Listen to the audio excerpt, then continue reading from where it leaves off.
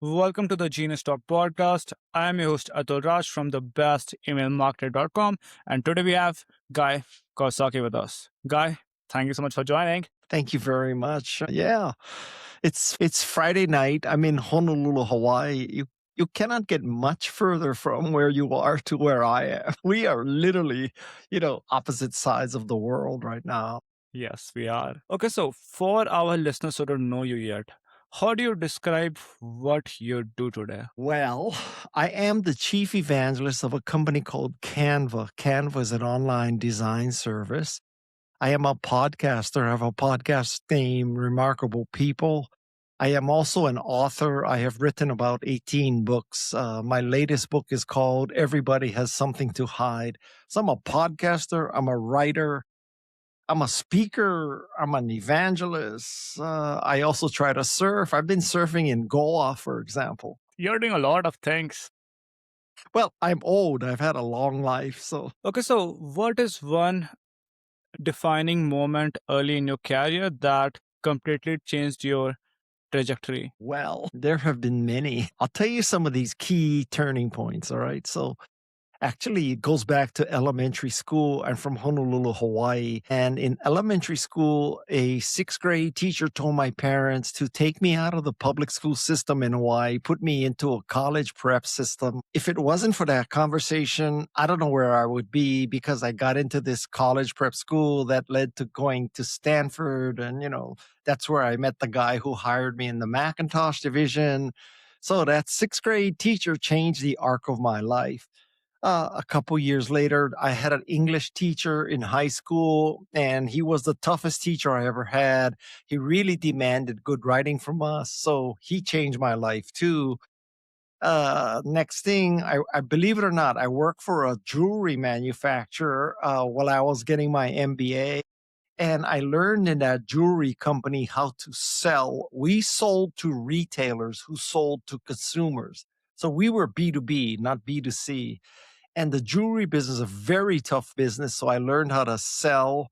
And then I went to work for the Macintosh division. And in the Macintosh division, I worked for Steve Jobs. And, that was a life changing experience too. So I've been fortunate. I've had very positive life changing experiences. Okay, so in 2026, what do you wish most first time founder are getting wrong about starting a business? Well, I wouldn't say that this is limited to 2026. I think it's kind of always true. The mistake that I see founders make over and over again is that they have really no clue when they are going to ship and what their revenue stream will be like. And basically, when an entrepreneur gives me his spreadsheet or her spreadsheet and tells me when the product is going to ship, I always add 1 year and I divide by 100 for the revenue. And most of the time that makes me right.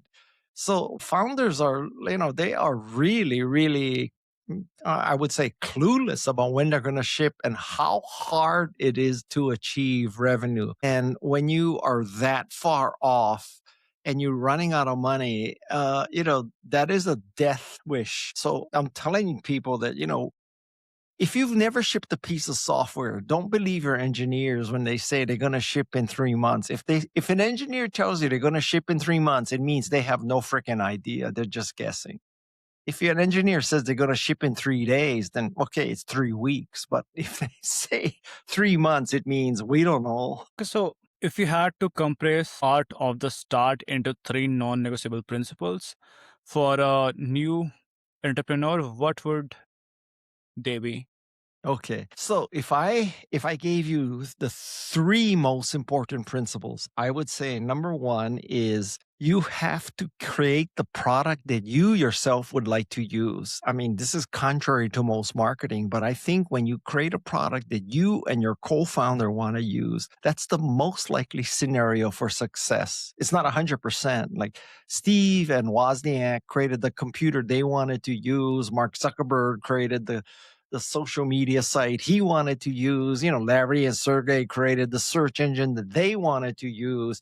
So over and over again, you see that when the founders create something that they want to use, as opposed to being marketing driven, it is much higher probability of success. So that's number one. If you don't want to use it probably nobody else wants to use it too. So don't just, design something based on marketing facts and marketing, vision and all that bullshit. So that's number one. Number two is you should always hire people who are different from you. I mean, you should be able to look around the room and say, wow, that person is better in programming. That person is better in marketing. That person is better in finance. That person is better in operations. Everybody in the room is better than me at what they do. I think many founders, they always want to be the sharpest, brightest, smartest person in the room. So they hire people who are not better than them. And then those people hire people who are not better than them. And then those people hire people who are not better than them. And so pretty soon you're surrounded by bozos and, incompetent people. So you always hire people who are better than you. In the Macintosh division, we had this saying that A players hire A players. I would say a better way to look at that is A players hire A plus players. That would be a better thing. Okay. So that's number two.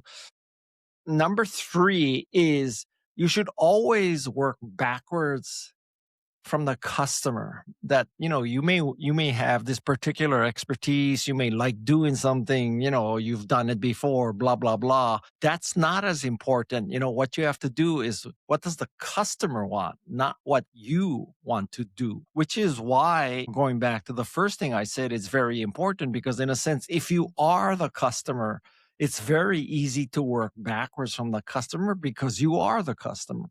But if you're not the customer, at the very least, you ought to look at it from their framework. What do they want? And I'll give you a negative example. So, believe it or not, Kodak in 1975 invented the digital camera, and they never really brought it to market. And I think it's because Kodak was always working forward. They was always thinking, we're a chemical company. We put chemicals on paper, we put chemicals on film. And what they should have done is figured out, why do people buy our chemicals on paper and chemicals on film? I don't think anybody wakes up in the morning saying, I wish I had some chemicals on paper. I wish I could buy some chemicals on film. People wake up in the morning saying, I want to preserve my memories. I want to preserve my trip to Goa. I want to preserve my trip to London. I want to preserve, blah, blah, blah. So Kodak was fundamentally in the business of preservation of memories, not selling chemicals. So when they first invented the digital camera, if they were looking and working backwards from the customer, they would have figured, wow, our customers want to preserve memories. And it is a lot better to preserve memories with a digital chip than chemicals. And then, maybe Kodak would be around today. I mean, it's kind of around today, but it's not really what it could have been. Okay, so among all the 18 books you have written, which one is your favorite and why? Listen, that's impossible to say, because it's like if you have four children and somebody says, which one is your favorite child? The one that's listening to my answer. I have written 18 books for entrepreneurs. Probably the best book for them is The Art of the Start 2.0. That explains everything I know about how to start a company. Right now, we're in a very, very precarious political world. I mean, God knows who, maybe we'll make India the 51st state. Who the hell knows what's going on anymore? So I think privacy is a key right now. And I think that, people are sending emails and text messages, which with they're not caring enough about privacy. So you really should care about privacy these days. And I think the best app for that is Signal. So that's why I wrote a book called Everybody Has Something to Hide. And I want everybody to at least look at, and I hope embrace, Signal. Okay, so what is one painful mistake you made as an entrepreneur that you would never want a young founder to repeat? Jeez, I made so many mistakes. Well, I just like every other entrepreneur, I made the mistake of thinking, yeah, I'll listen to the engineers. Like, I got to stand up right now. Oh, I have really bad back pain right now. Just like, just like many other entrepreneurs, I listen to the VP of engineering and the programmers, and they say, yeah, we're going to ship in 3 months. And then 9 months later, we're in beta now. I mean, so I made the mistake of underestimating how hard it is to finish a product. I also think that man, getting the first 2 or 3 customers is extremely hard. And many people have this attitude like, if you build it, they will come. Our cool product is so wonderful that, our biggest problem is going to be scaling our company. I can honestly tell you that I don't know of any company whose biggest problem was scaling. I would like to be affiliated with companies that the biggest problem is scaling. Usually the problem is sales, not scaling. How can a founder know if they are being courageous versus simply being reckless? That's a very good question. How do you tell if you're being courageous versus just crazy risky? Honestly, the only way you can do this is with hindsight. So, every entrepreneur, you have to have some kinds of delusions because if you weren't deluded as an entrepreneur, you wouldn't be an entrepreneur. By definition, an entrepreneur believes they can change the world and do things better. So you have to be delusional. Every entrepreneur is delusional, but not every entrepreneur is successful. So honestly, the way you can tell, okay, so everybody's delusional, but this 1% succeeded. So they were not just delusional, they were actually courageous.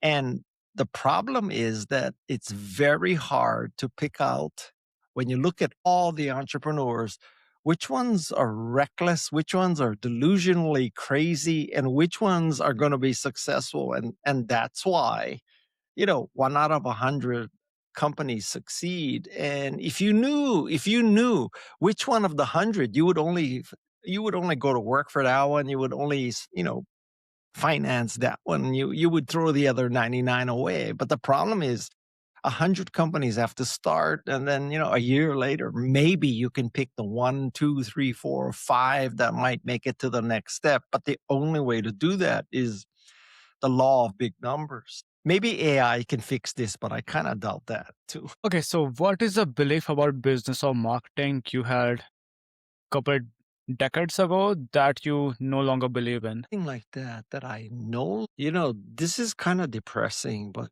I used to really believe that tech companies in Silicon Valley, we wanted to make the world a better place. We wanted to increase opportunity, make it a meritocracy. Everybody, the rising tide floats all boats.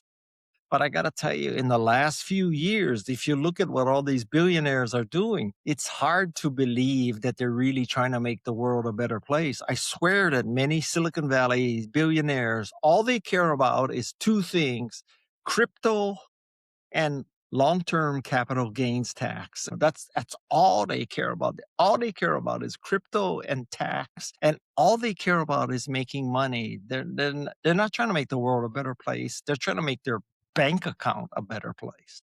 That sounds very depressing. Actually, it is depressing. But I've been very, very, sort of depressed by some of the attitudes of the tech community these days. Okay, so your Udemy course, The Essential Guide to Entrepreneurship, has helped a lot of founders. So, what gap you were trying to fill when you created that course? Well, I think that many books for founders, they are focused on one thing. So they spend 200 pages telling you how to do one thing and fail quickly, 200 pages, another 200 pages for how to market something, another 200 pages for how to finance something, like if you read all of those books, you'd have to read about 2,000 pages. And an entrepreneur should be doing, not reading.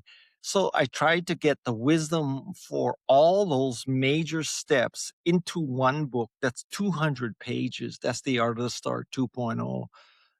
Because you know what, I can explain, like the theory of like, yeah, you take a lot of shots, you put your product out, and then you pivot. Okay, I just explained the theory of pivoting. When you try something and it's not working, you try something else. Okay, do you need 200 pages to understand that concept? I have limited attention span. I have limited patience, so I like to get to the point right away. Okay, so is there something that you're working on right now? Well, the thing that I'm working on is, which is in, let's see, 7 days, this new book about Signal is coming out. Do you use Signal much in India? Signal. Nope. Do you even know what it is? Nope. Well, Signal is a end-to-end encrypted, which retains very little metadata. It is the most secure messaging system, and I think that having a secure and private messaging system is very important. So yeah, so like right now, I Signal is a not-for-profit foundation, and I have decided to become a Signal evangelist with no link or anything to the organization. I just think that Signal is so important for the preservation of democracy. Okay. Okay. So for our listeners who want to know more about you, read your books, or want to connect with you, where can they go? Well, the best place is well, I hate to tell you, Atul, but I have kind of given up on social media. I don't think social media works at all anymore. I mean, maybe if you're a 19-year-old girl, it does, but not a 71-year-old man. I kind of given up on social media. If you truly, truly wanted to get in touch with me, it's email or Signal. I'm Guy Kawasaki at gmail.com. I'm Guy Kawasaki dot 404. 404, like, when your website first on Signal. So Guy Kawasaki dot 404. But I give you another shortcut that everybody can use. So I'm a big believer in artificial intelligence. And so I created my own Guy Kawasaki LLM. And the Guy Kawasaki LLM has all my writing, all my speeches, all my videos, all my podcast transcripts. So literally, you can go to kawasakigpt.com and ask questions of Guy. And I swear that Kawasaki GPT is better at being Guy than Guy. And in fact, I go to Kawasaki GPT and I ask my own self questions. So, yeah, if you really, you guys should all try that. Go to Kawasaki GPT and ask the question that you wish you could ask me. And you will be amazed at how good the answer is. Guys taking expert advice from himself. That's how I achieve immortality. I created my own. Yes, that's really smart. Okay, Guy, thank you so much for spending some time with us. And it was really great having you here. It's very fun. And, are most of your listeners in India? No, most are from US side. Really? Yeah. I was just going to tell people that, I've been to India several times and man, it is the most fascinating place, man. It's like, if you go to New York or you go to London or you go to Hong Kong or Beijing, you think, oh man, this is really busy. This is really packed. This is really high energy. And then you go to India and say, holy shit, man, New York is like a town. It's like rural town. You go, oh my God. And I could tell you, we're going to go off the deep end a little bit, okay? But I hate to tell you, but one of my favorite things to see in India is the Dolby Ghats. I think the Dolby Ghat is such a fascinating thing that they can I don't know how they get the stuff so white. I don't know how they get the color so colorful. And I sure as hell don't understand how they can keep track of all that laundry flowing through a Dolby Ghat and get the laundry back to the people who sent it to the laundry. That is Dolby Ghats. I was blown away by the Dolby Ghats. Yeah. Yeah. Okay, Guy, thank you so much for joining. Yeah, thank you. I enjoyed it. And sorry I had to stand up so much, but man, Don't it's worry old. about it. It's tough getting old. It's tough getting old, man. I'm falling apart. So, all righty. Take care. Have a great weekend, everybody. This is Genius Talk Podcast, and I'm your host Atul Raj from the bestemailmarketer.com, of course. So, speaking of email marketing, if you got some questions, challenges, doubt, or just simply need some help with your email marketing, then reach out to me at atul@thebestemailmarketer.com and I'll be happy to help.